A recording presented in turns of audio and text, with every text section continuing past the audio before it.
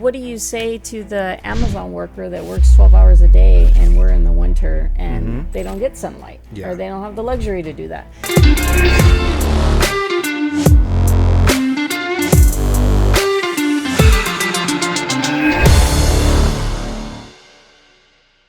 All right, guys, we're back for another episode of Defining Success with Matt Foster. I have my good friend, Susy Delgado here.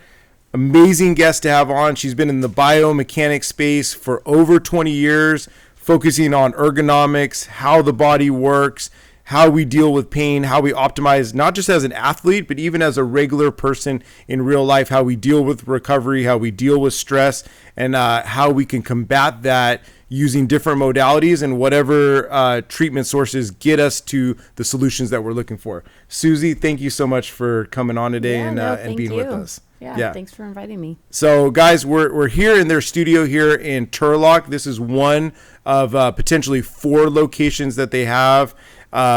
Susy's been in this space for a long time. So what I would like to get to almost immediately is what is recovery in your opinion? What is recovery? What is an optimized way to be for an average person? I know we throw those words around, but sometimes I like to really define what that means, and then we'll kind of go a little bit into your story. What does KW Recovery stand for, and what does recovery mean for the average person?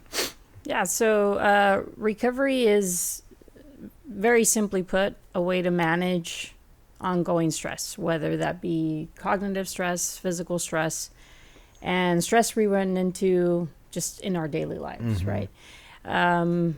It's almost glamorized. We talk about how busy we are, the hustle, work harder, no pain, no gain. And these are all terms that are brought within sport, but even within life, and and it takes us into adulthood, and then we're 30 and we don't know how to manage our own wellness. And so one of the goals with opening the lab was to provide recovery for everyone, the athlete, the 72-year-old, the weekend warrior, the commuter, the entrepreneur putting in those 60 hours, 60 to 80 hours. Anybody, yeah.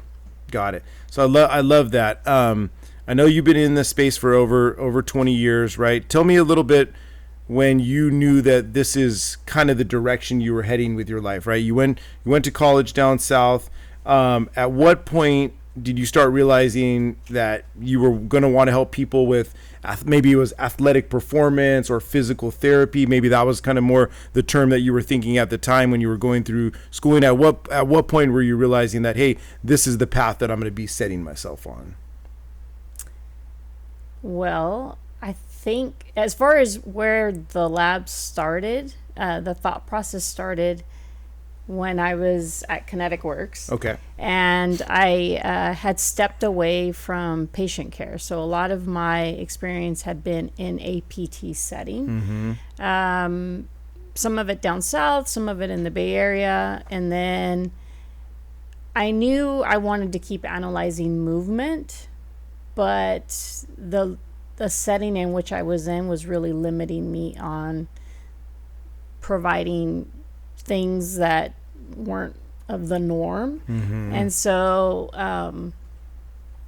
whenever I left patient care and did more ergonomics and started testing for doing ergonomic assessments for businesses, I kept getting old patients that were reaching out and can you just take a look at my son's ankle, he played in a tournament, or and so those calls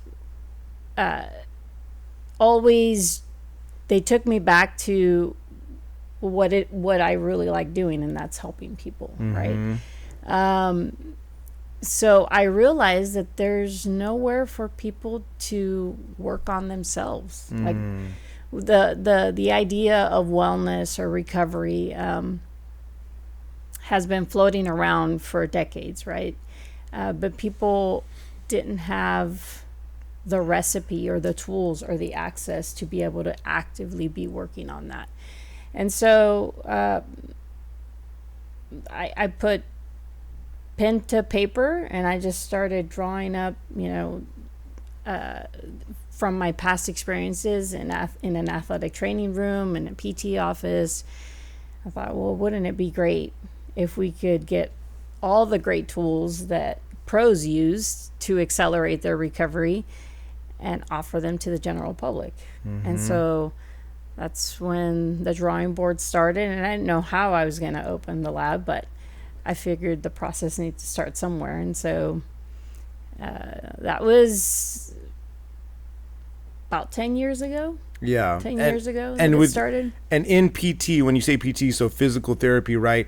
Typically, we're only going to physical therapy once there's already been a surgery or a problem or working on a deficiency, right? It's not necessarily like a personal choice to put yourself into PT for optimization or improvement. It's more just kind of the end of a path for coming off of a surgery or an injury, right? Yeah, typically? I mean, that's the misconception. Okay. I did have the privilege of working in some physical therapy clinics down south that were a lot more progressive in thinking. And so they worked a lot on preventative care and even biomechanical testing for athletes. And so when I came back up to the Central Valley and saw that most people had the idea of physical therapy for just post-surgery, post-stroke,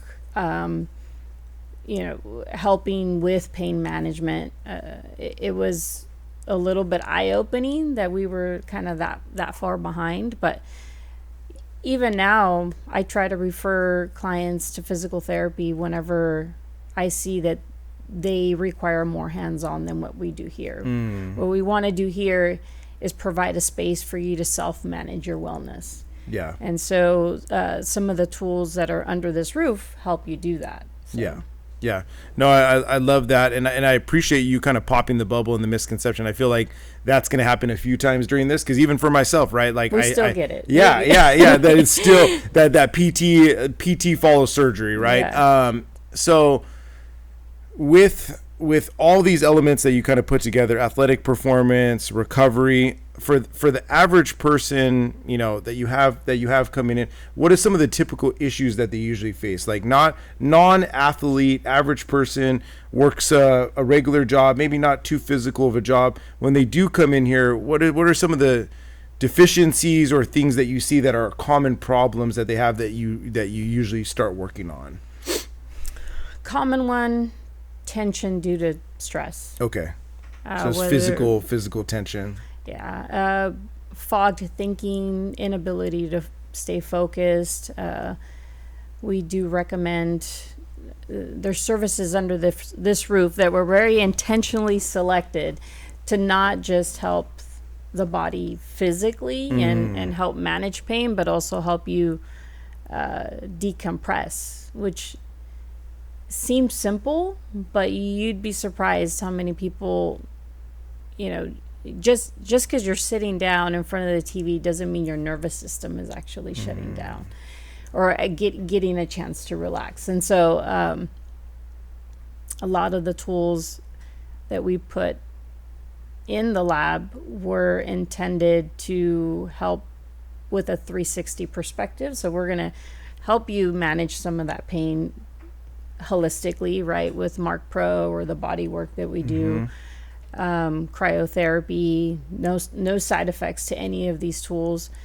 But then cryotherapy also helps cognitively. Brain tap helps use sound and light to stimulate your brain into a meditative state. Talk a little bit about brain tap. How does that specifically work? I know I've seen some people in the videos. It looks like they got some goggles on and something in their ears. What exactly is the brain tap, and how long do people usually do it for?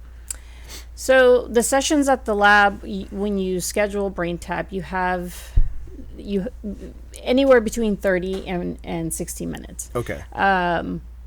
Now, so it is a headset that uses light stimuli and sound to equal out the activity in your brain. If anybody has tried meditation, you'll know how incredibly difficult it is, right? We are constantly under stimuli.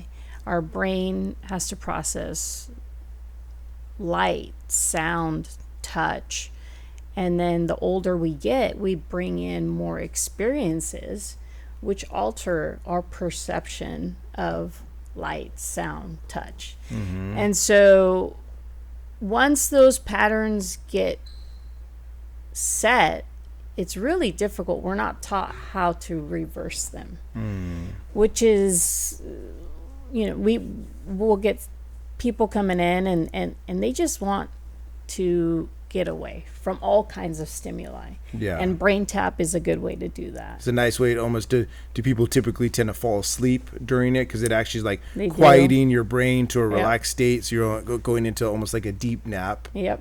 It increases REM sleep. So if I do the sleep prescription one, I can be asleep for about 35 minutes and feeling like I got a 2-hour nap. Not waking up groggy at all. You wake up very almost naturally, and then you feel unbothered. It's really a cool feeling around here. If someone's snoring in the back chair, that we call that a success. They needed it. And it's not, you don't have to do that closer to your sleep time.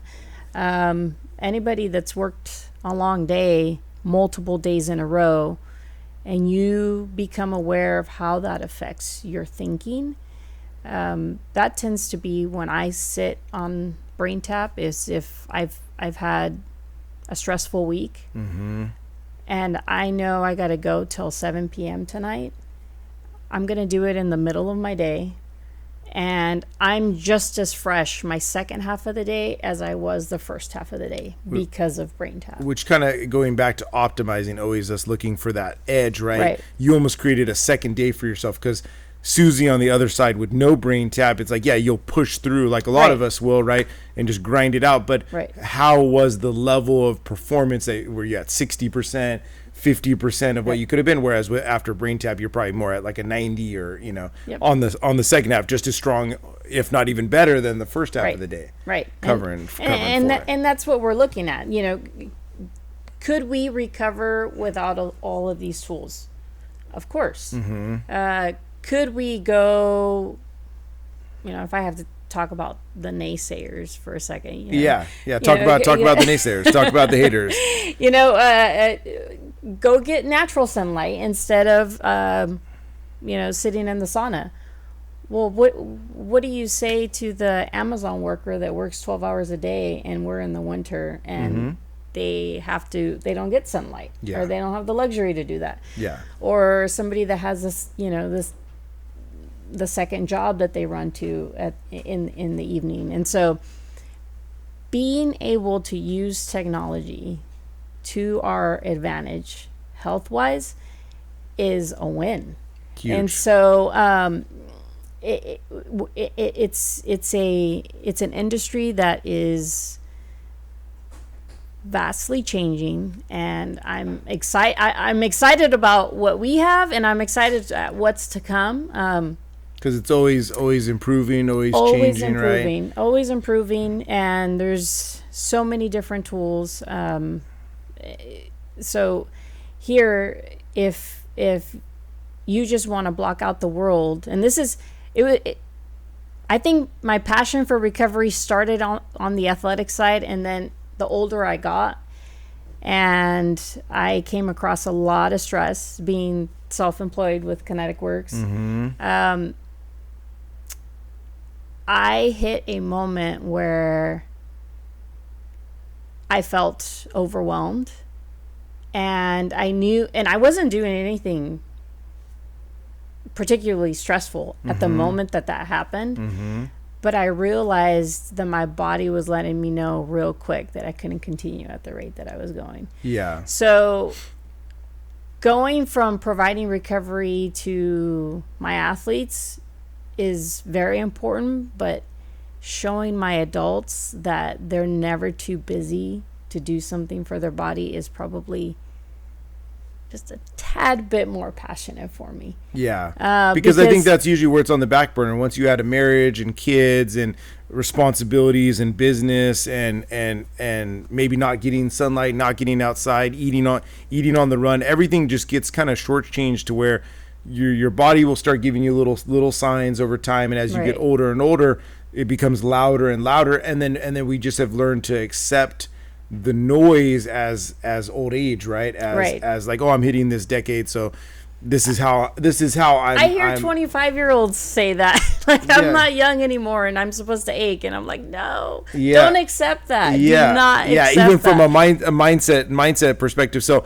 kind of walk me through, like I get the passion. So say an elderly client walks in and wants to kind of get a 360 perspective on where they're at. How does the typical process go for them here? Are they usually doing a one-on-one with you and kind of getting an assessment? Is that a typical way? Are they experimenting with Normatec boots or infrared sauna, and kind of then it leads to a conversation?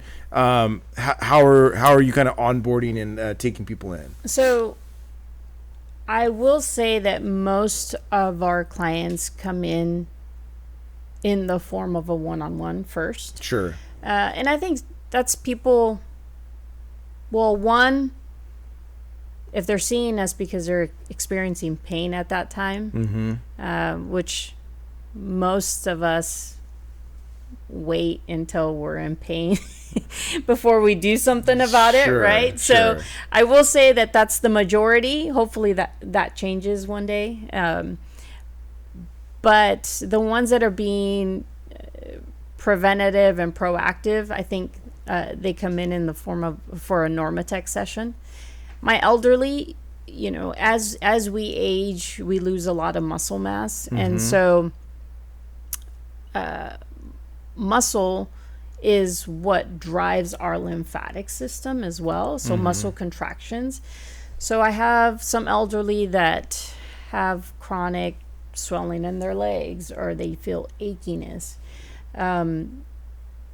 Normatec is a really safe way to get them to start doing something for themselves, and they feel better right after. I have clients that have varicose veins and come in and do a session of Normatec. Normatec seems like a really simple device, and it is, but it started off as actually a medical grade device. And then it developed into getting into the general market, but it's not static compression. It's pulsed compression, meaning it does it in a pattern. And so we can mobilize fluid that way. We don't have to use heat or cold in order to do that. And so our elderly, the mornings are fun here because we have some of the older everyone puts their space boots on, and that's right, and they sit here in the lounge and enjoy some social time, which also leads to recovery and benefit too, because it adds another component which leads to long life and longevity and everything else. So fire and ice a little bit too. As you're talking, because I've experienced a lot of the stuff that you have here. When we talk about fire and ice, talk specifically about how that you have the infrared sauna here, and then the cold tub and or the cryotherapy. I know some people tend to do the cold tub, infrared, back and forth a little bit. Talk a bit about the benefits of infrared sauna. Maybe even versus traditional sauna, and then about cold tub versus cryotherapy, and what typically, what type of person likes to use one or the other, or using both, and how they have their different benefits. But fire and ice, talk to me about both of those. The new crave. The new crave, yeah. Okay, so think about this. When you're exposed to cold, your body, your physiology has to adapt to warm you up, right? When you're exposed to heat, same thing. So what we've seen, the biggest benefit of contrast bathing, contrast hot and cold, or even just exposure to cold or exposure to heat, is that it forces your physiology to exercise, right? Most people, for at least the last 2 decades, we've gotten pretty comfortable. In the winter, we turn on our heater, and then we get in our heated car, and then we drive to our heated building. In the summer, opposite. AC at home, AC in the car, AC in the building. We don't give our bodies enough of an opportunity to have to adapt and regulate temperature, internal core temperature. So when you're putting yourself intentionally into an environment that's cold, you're giving your physiology an opportunity to have to regulate. And when you do, I always advise people to do just heat or just cold a couple of times before they go from heat to cold. Yeah. Before they dance on both sides. That's right. And so when you're doing that, you give it by default helps your immune system, because when there's invaders, your immune system has to quickly have to attack invaders, correct? Well, what we've noticed is that metabolism, immune system have all decreased over the last decade or so, because we don't give our bodies we don't have exposure. We don't have enough exposure. And whether that's heat or ice. And so infrared sauna, talk about specifically that versus, what people typically think of as a sauna, like a hot water sauna, steam sauna, right? About how it kind of gets into the tissues. I know we were talking about it a little bit before we turned on the camera, but I think it's really good for the audience to know. So infrared sauna versus a traditional sauna. Versus traditional sauna. So traditional sauna will get hotter in temperature. Yeah. So the cabin will say, up to 200, 220 degrees. Which is great for producing brown fat, and which has all kinds of other benefits. Infrared sauna, we've opted to go with a full spectrum infrared sauna. Ours is from Sunlighten, and so you do get all 3 rays, mid, near, and far. Okay. And these rays penetrate your tissue. Okay. So even though the cabin is going to get to 150 degrees, your internal core temperature, because they have the ability to penetrate your tissue, will actually increase by a degree or 2, which is something you won't get in a traditional sauna. And this isn't like battle of the saunas. I love both. They both have their benefit. We just felt that the benefits of an infrared sauna fit with our methods a little bit more. It helps with neurological disorders, helps prevent Alzheimer's, dementia. It's honestly one of my favorite things under this roof. How long do you typically have somebody for their first time if they do the infrared sauna? What's the typical timeline that they should be in there? So you have to come well hydrated. Okay. And then we recommend going half the time. But really, we don't put a number on it. We tell people, that moment where you get itching to get out, stay 5 more minutes, and then that's where you're at. That's your starting point. Okay. For some people, that's 20 minutes. For others, it's, 30, 40. I've seen people go the whole time. So when you hit that 50. point where it starts being kind of uncomfortable, hang out for 5 more minutes and then call it a day. Yep. Because you want to get uncomfortable. Yes. That's where all the magic happens. Same thing with cryo. Cryo, it's a 3-minute session. The last 30 seconds are the most uncomfortable. And if it stops being that uncomfortable, then let's work, let's put the cover on, let's bring the temperature down. It's not about you becoming more superhuman, like, oh, I can handle cryo better. It's more like it still needs to, it's like feeling muscle soreness, like you still need to actually put in work that does what you need it to do. Right. And on different days, depending on your hydration, depending on how you're coming in, what your mindset feels like. So more than anything, the goal is to teach our clients how to pay attention to their bodies. Mm-hmm. In other words, maybe you did cryo at minus 250 degrees, like your last 3 times. And then one day you come in and you're like, this feels colder than normal. Well, that's normal. I mean, we're a constant chemistry lab. Mm-hmm. So I don't like to give these like cookie cutter recipes to our clients. I like our clients to pay attention to what they're experiencing, what their body's telling them, and then we'll go from there. So kind of whatever you need to do to, and I think you've said it a few times, whatever you need to do to get to the solution of their problem, not necessarily having a one-track mind for how we get there. There's multiple ways to affect a certain area or take care of a certain pain, right? And you're willing to work with them using the different modalities that you have access to and continue to learn about to get them to the place that you want them to be more optimized, right? Yep. I think when we talked about it off air too, I said it was kind of like a martial artist, right? Like if you're only on one discipline, say like you're just a badass Taekwondo black belt, right?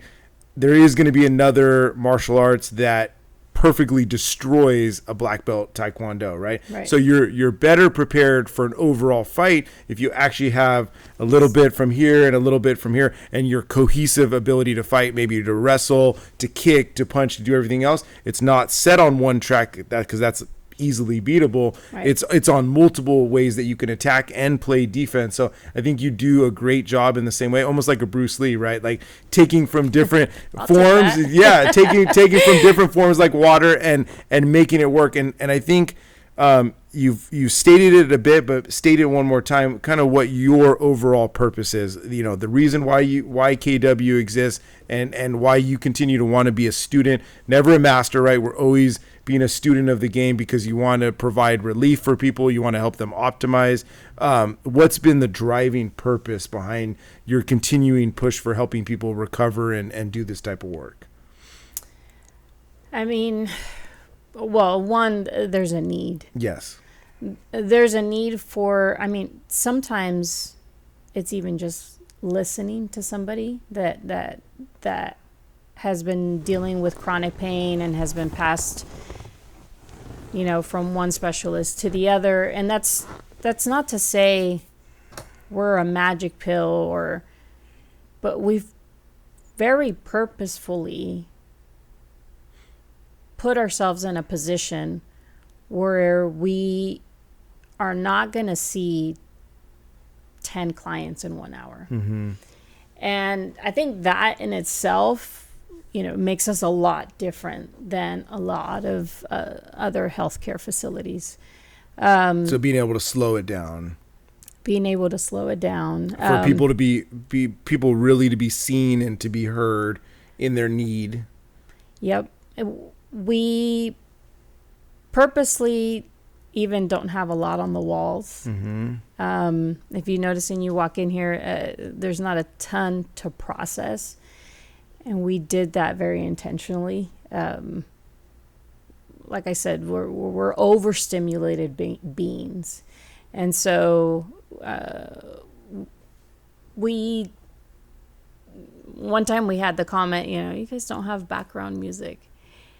We should be able to sit in our own silence. Mm-hmm. I think there's a beauty to that, mm-hmm. that is almost getting lost. And so if you can't, then maybe we need to slow down your thinking. We need to reteach you how to turn the knob the other way, mm-hmm. right?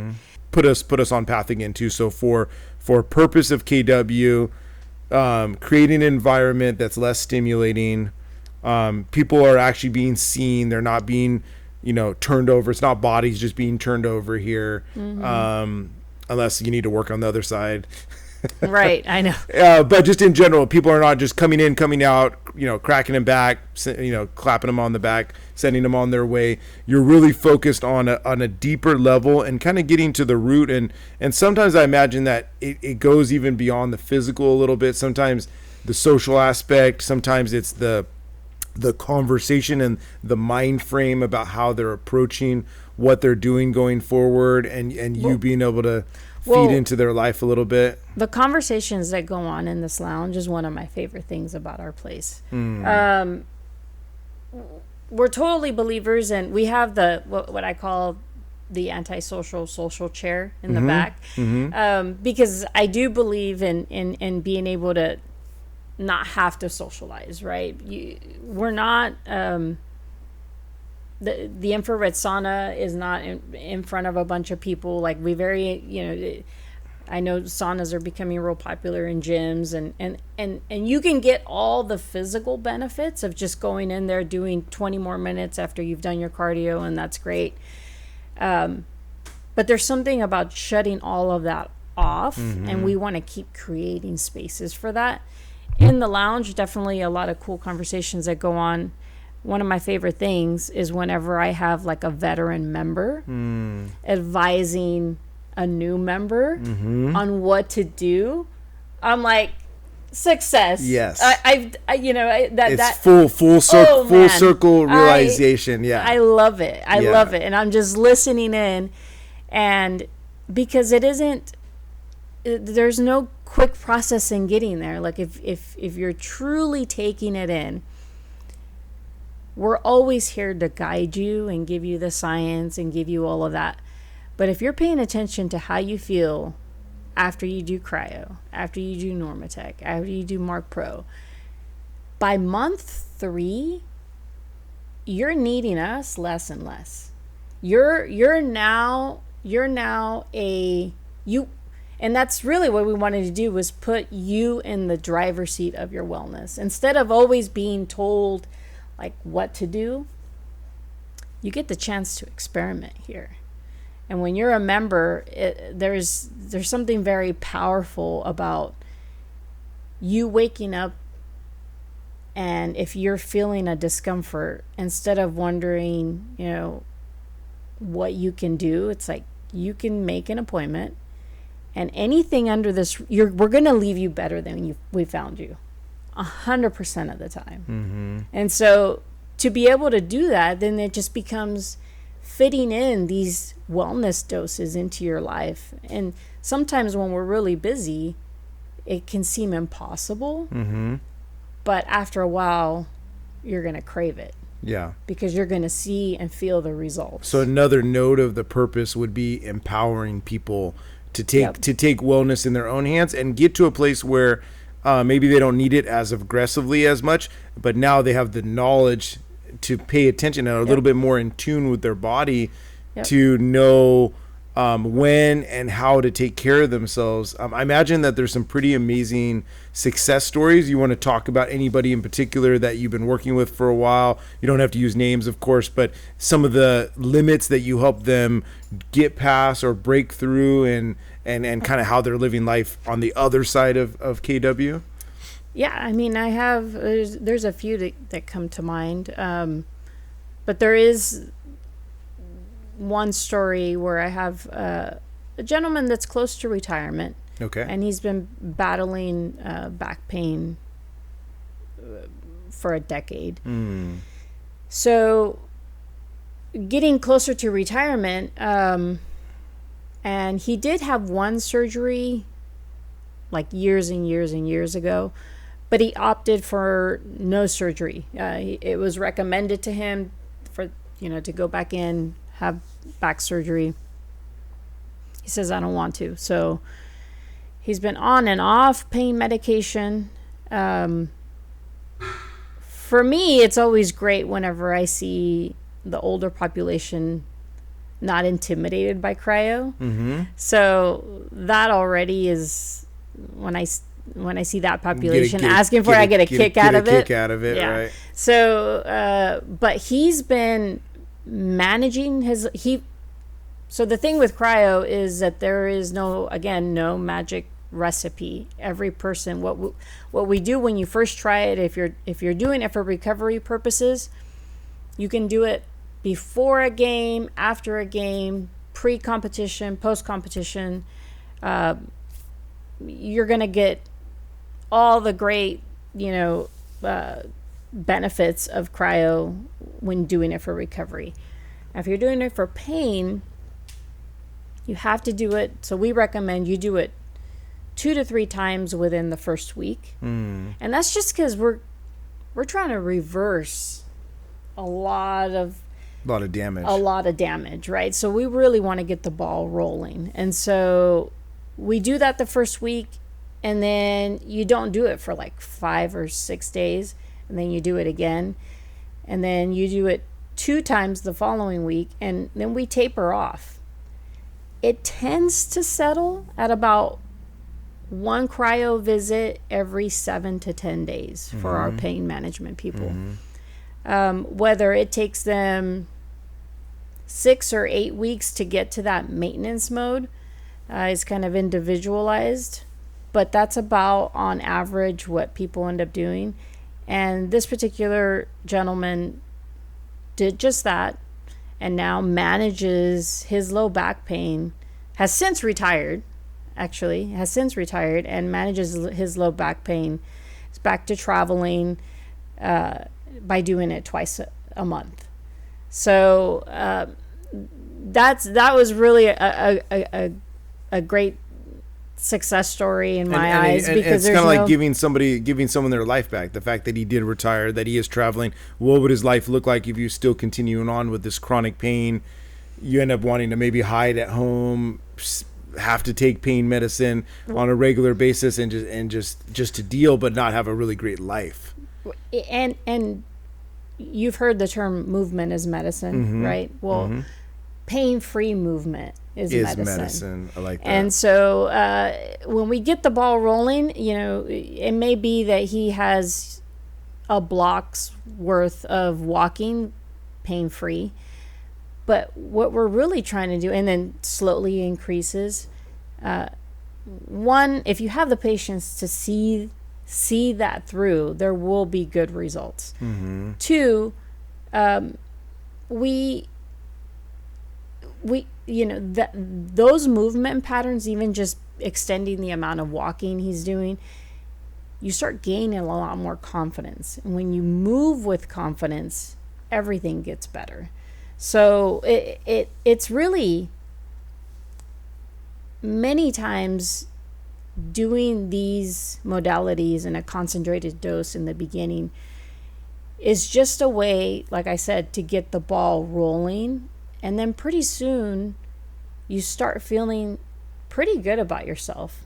You start feeling like you're taking care of it. You're no longer a victim to the pain, right? You feel empowered. And so we notice that other lifestyle changes happen because of that. They may start eating better. They may start getting, taking more supplements. Because when you feel good, you tend to you want to keep that going. And so it gets them started on this whole different path that it is more than just us.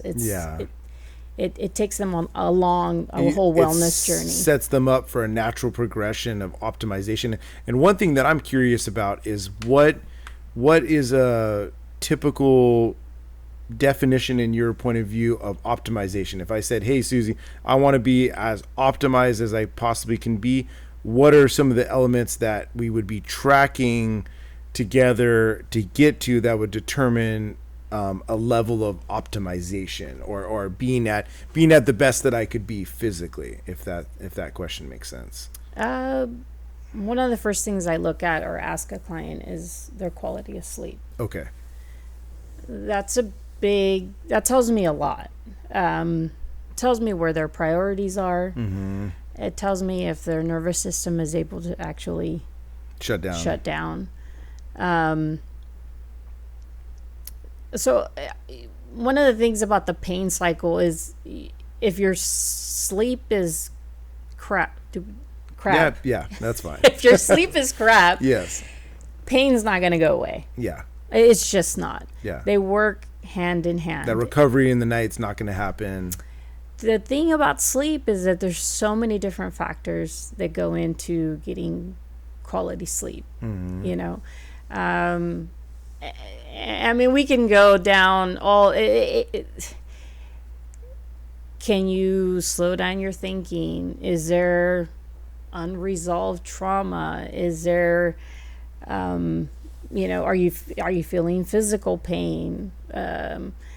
There's so many different reasons why somebody may not be getting good sleep, and that's the part that makes working with the general public a little bit tricky, right? Because a lot of people suffer from not good sleep. So part of optimizing, part of someone getting to a full optimization, the main important thing would be to attacking what is affecting your ability to sleep, and that whether that's what you're doing here in the lab or just like how it's set up at home with cold or darkness or thoughts or whatever else. So sleep being kind of a foundation. And so if you help somebody get sleep right, what are some of the other areas that you like to see for them? Is it like a certain level of mobility, energy, you know, like in your viewpoint of like that progressive place that you're trying to get someone to, what is that ideal superhuman, like your best of your best self that you can try to pull out of you by utilizing recovery? Like, what would I prescribe for them? No, just kind of more for me. This is more of the concept of like, what would the dream optimization be? What does your life look like if you utilize the recovery and get to a place where you're actually in a pretty good spot? And I could say it, which I'd say like something like having energy, being able to think well, moving well. Yeah, just kind of the mission of where you're taking people. So conceptually, I think well, the idea for me is to, if you think of having like a wellness savings account. Yeah. Right. Most people are running on fumes. And so I think we talked about it a little bit offline, but when you're running on fumes and you're giving people, you know, you're showing up at 25 to 50% your best self all the time, you start settling for that, right? And finding ways to adjust everything else to keep showing up as that. Then life happens. I think we talked about this also, is when you're running on fumes and life happens, say there's unexpected loss, work is going to require more of you,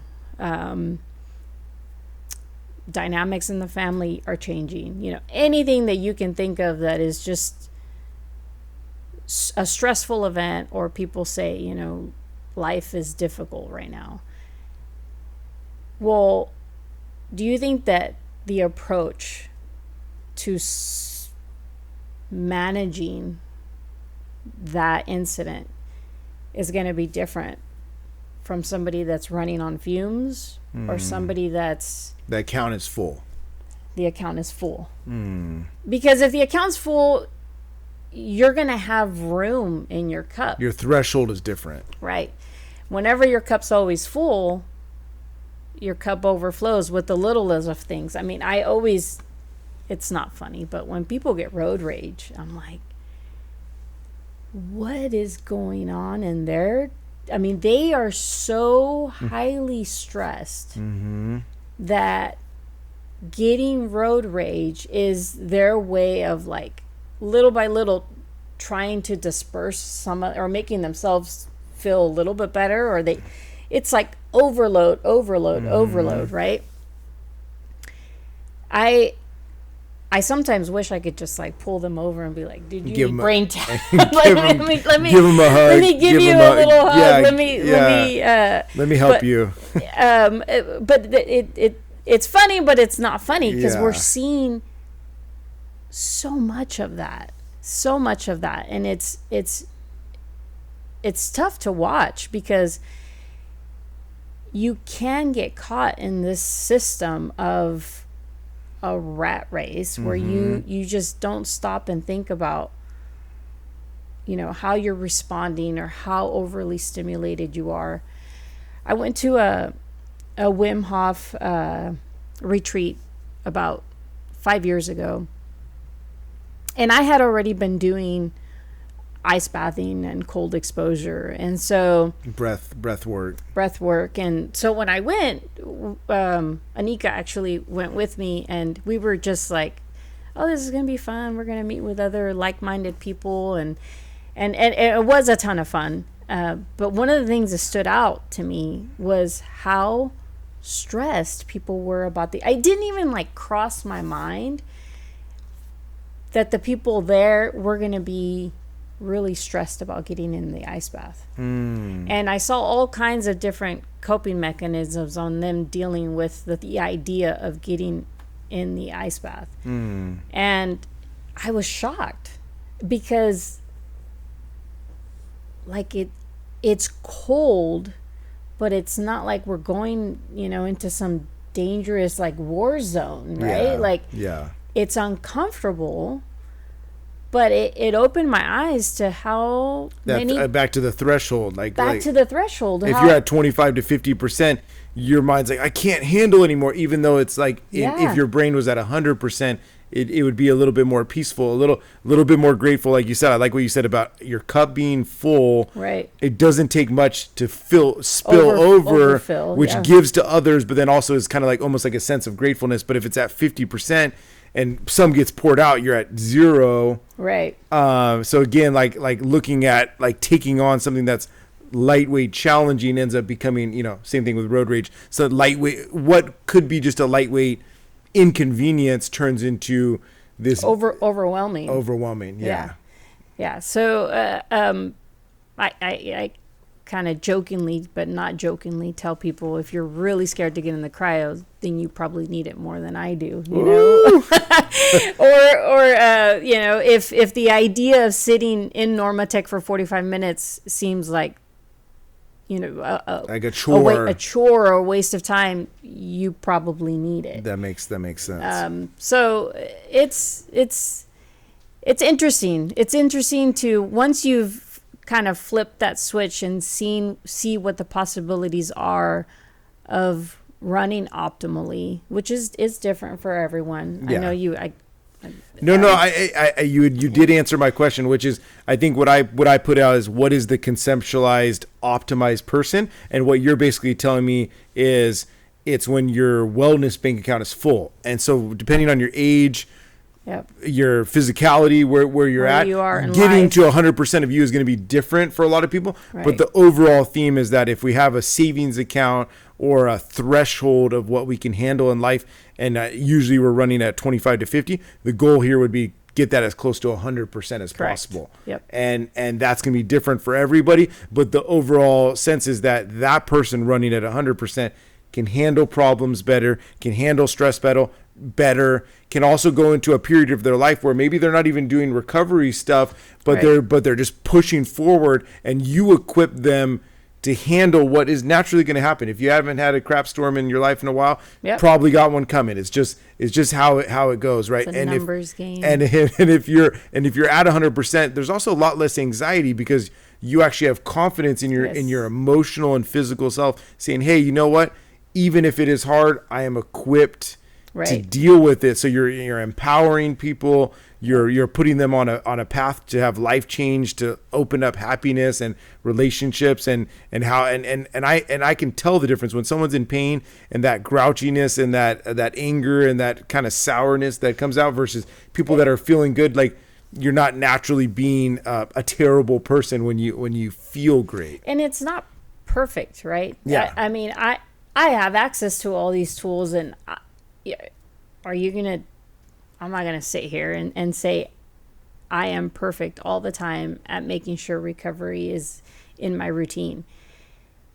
I'm just like everybody else. But the thing is, I think I catch it sooner than the average person. Because you're aware of it? I'm aware of it. And so for me, sleep is typically not so part of it is knowing yourself, right? So for me, sleep is usually not an issue. I have pretty good recovery when it comes to that.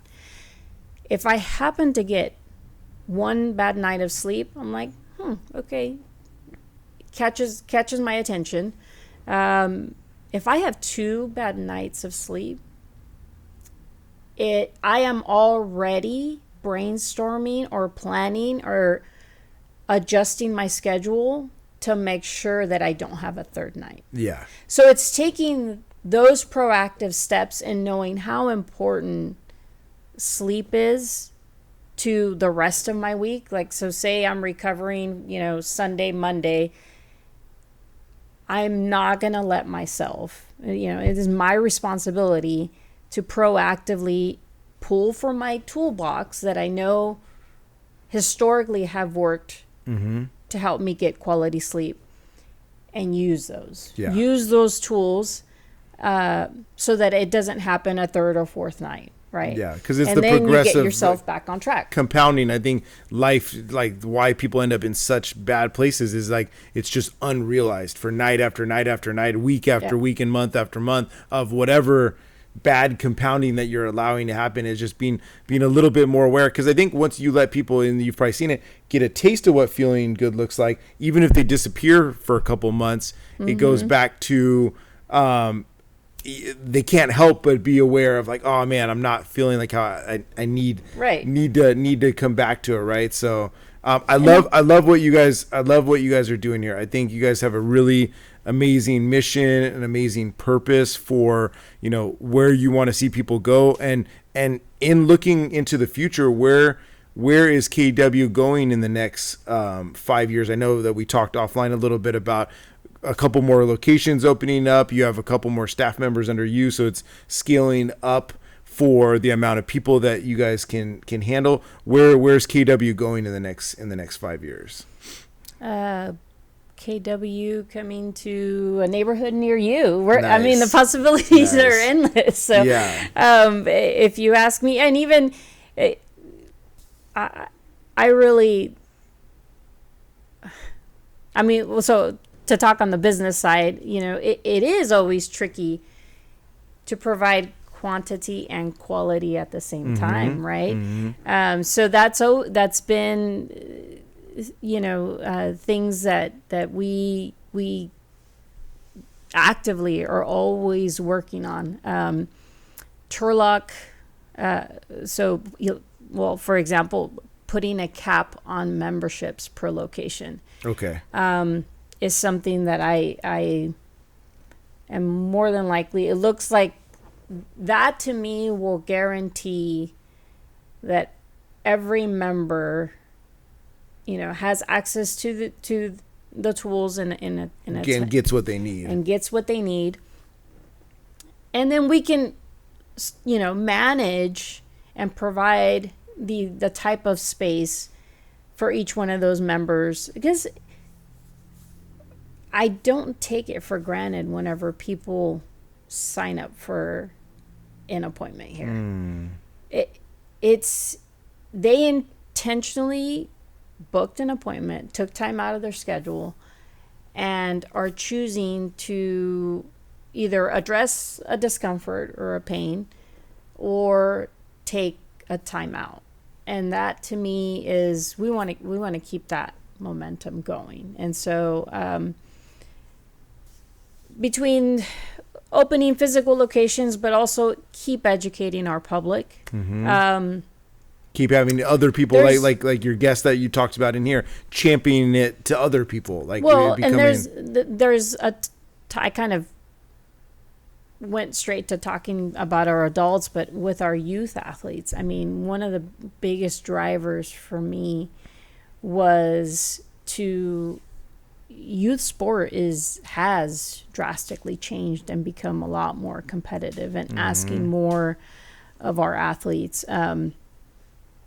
So, providing a space where these athletes can ask questions, get an assessment, and recover quicker, because I don't know if you remember, but like sport used to have its season. Now it's never ending. It's all year, right?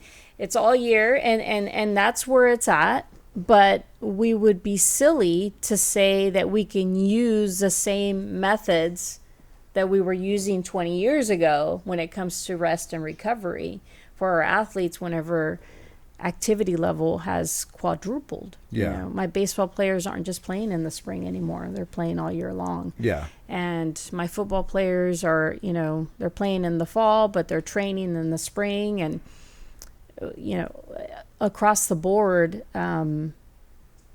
I would love to, you know, beyond educating the consumer is educating the coaching staffs and the administrators on the importance of that, because if you're going to have these young athletes playing all year round, then injury is going to be a lot more of a possibility, and then also that recovery being that much more important to go along with how much you're working, how much recovery you're actually getting, no matter how young your body is. If you're just pushing it to the max all the time, right? What dangerous spot are you kind of heading into by not being aware? And, we're increasing activity level and food quality compared to 20 years ago, you know, is not the same. So we're running into tired kids that are, you know, meeting the challenges. Some of these kids are traveling 2 hours just to go to practice, doing their homework on the road, coming back. And they love the game, and you see a drive in them that's I mean, it's motivating, but we have a responsibility as the adults in their life, because they don't know enough about their body. You know, sometimes they know that there's a pain or a discomfort there, but they can't really put their finger on it. They can't describe it. And so one of our missions is to really keep educating the coaches and the administrators to make time in the schedule. Don't just look at how many practices or training sessions you can get in, but actually intentionally put the rest and recovery in there. Because if you catch them right now, even though does the 12-year-old recover quicker than you and I? Yes. I mean, the simple answer is yes.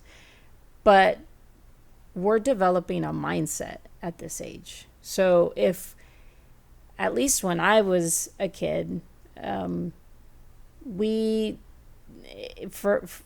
my era, it was, you know, push harder, no pain, no gain, and you just kept going. Now, if we use that mindset, these kids are pushing harder, and they are increasing their activity level. And if we don't also insert these rest and recovery periods, then I think it's really irresponsible of us as the adults in their life. So maybe a future where, due to your ability to have impact, coaches and staff start integrating recovery as important as practice sessions and everything else, and creating a mentality. So the future, if I'm hearing you right, is utilizing your impact, that coaches and staff integrate recovery alongside practice, and even beyond that, create a mentality for their players of like, hey, you can push hard, but if we just have that mentality of always pushing hard in the future, eventually that leads to breakdown, burnout, anxiety, heart attack, and all the stress related, because we're human beings. We're meant to play, we're meant to sleep, we're meant to recover, and it's all of it. It's not just one. It's not one-sided in just pushing for your individual sport, right? Right. So right. Yeah. No, I love what's going on here. I love where you guys are headed. At the end here, we always ask the power three. So I got 3 questions for you, Susie, that I ask every single guest. Power question number 1 is, what is something that you've been researching lately? So it could be a specific subject, it could be related to recovery, or not even related to recovery, something that you've been really interested in personally, that if someone was looking over your shoulder, they could maybe gain something by seeing what you've been looking into recently. Oh, well, a lot of it recently has been how to create like an optimal work environment. Okay. So, passion drove me to open KW, my own passion, right? Mm-hmm. I've never had to manage this many people. And for me, I just like I want to help and motivate my clients, it is really important for me to find different ways to help my employees and my staff feel the confidence that I feel in them, that they feel for them to feel themselves. Mm-hmm. Which can get tricky when you have a lot of personalities, right? Yeah. So I think a lot of what I've been reading is how to create like a good work environment. Yeah, leadership, work environment, how to make it all work together as a team. Yeah. And what's beautiful is you have a big vision. What's nice about a big vision is that now you're figuring out how people can work within that vision and help support it, right? Right. Yeah. Right. Yeah, that's beautiful.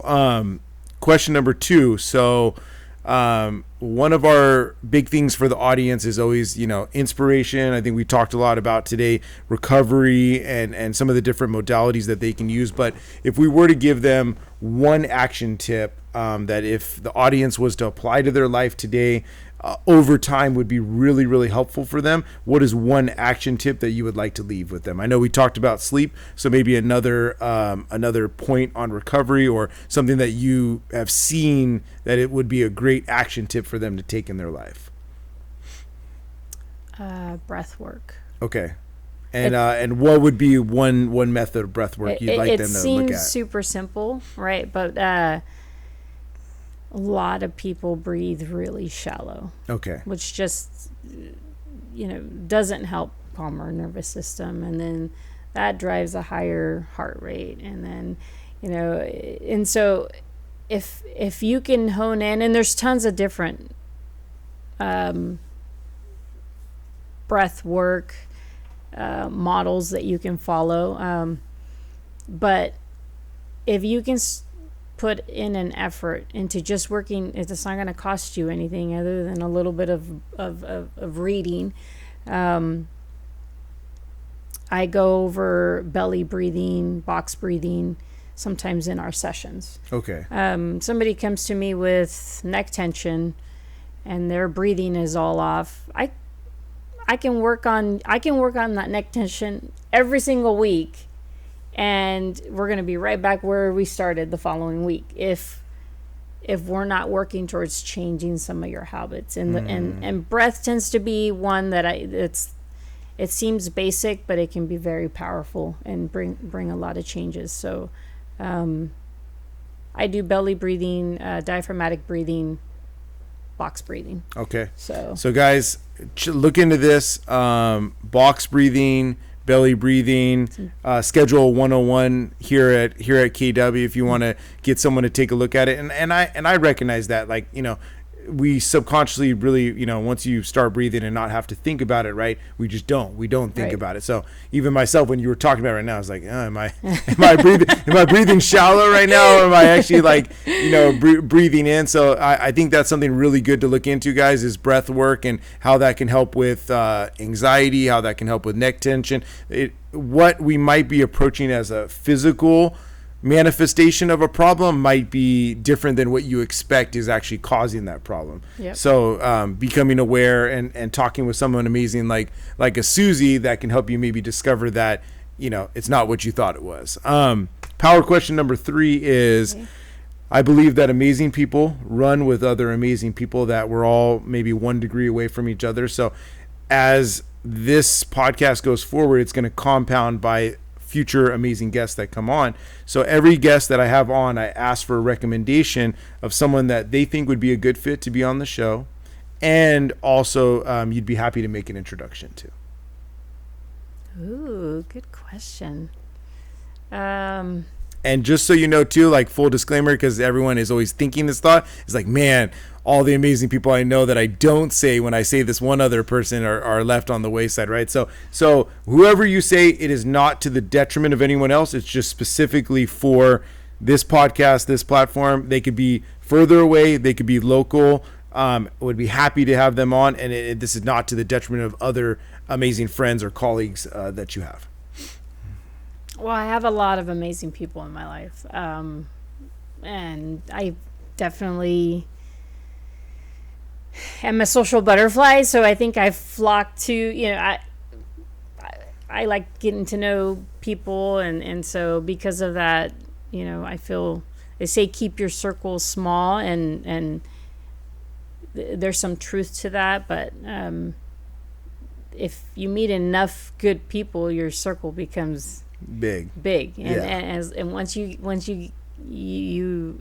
key in on knowing how to identify those good people is key, right? So but I'm gonna say he's a good friend of mine. Okay.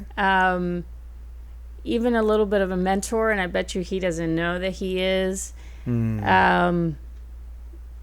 Mondo. He's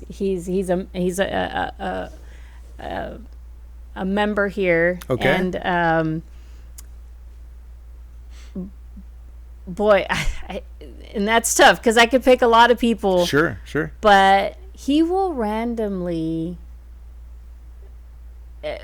just text me like motivational stuff that comes to mind or whatever. I mean, and it's custom, so I know he's not like just mass sending this text. Not just cutting and pasting. That's a huge like token of love, for me. So not just because he's a great person, but he's got a great story. Okay. And just he never questions. He like wants everybody to do good. Such a positive person, successful, family man, businessman. So that sounds like a great fit. Mondo, we are coming for you. So just so you guys know too, we're kind of fully at the end of wrapping up season 1, but we are keeping track of every guest that's referenced. So Mondo, don't be surprised when we reach out to you, man. Okay. Yeah. So Susie, thank you so much for making time for us today. It was a huge pleasure to sit down with you. I believe that the audience got a lot. This is something that is not talked about very much. It's still being a field that is being more and more known. So hopefully today we helped bring a little bit of that to light, and we get a couple more people to step on board with taking care of yourself, making the time for self-care, because if you actually do that, everything else in life can be better. And it's not that you don't have the time for it. You actually can have the time when you're better at doing the things, and that wellness savings account is full. So Susie, I really appreciate you. Thank you so much. Yeah, no, thank you.